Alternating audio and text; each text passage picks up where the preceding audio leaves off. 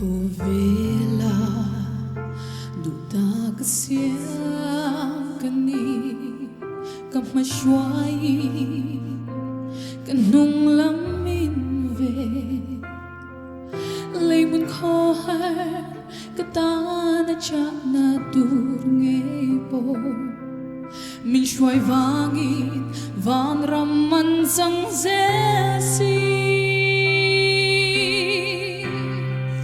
lalu kum tiasa cả chân về thế nào ý cô ngày na cả chân hiang đâu quý cả nun thông thua đi tên là thế đi nào mà ngày tất cả bin xoay cứ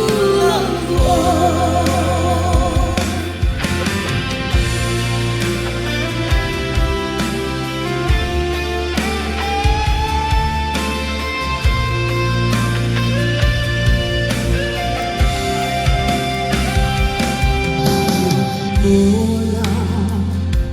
không ai than lần đi cái thiam bay tham mi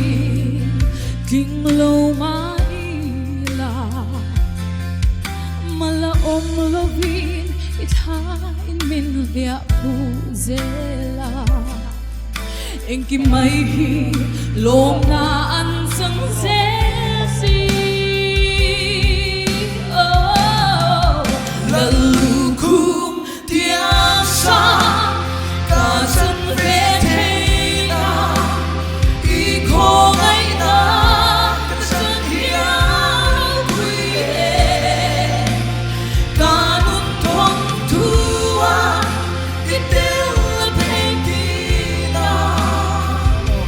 một ngày tất cả mình xoay cứ lần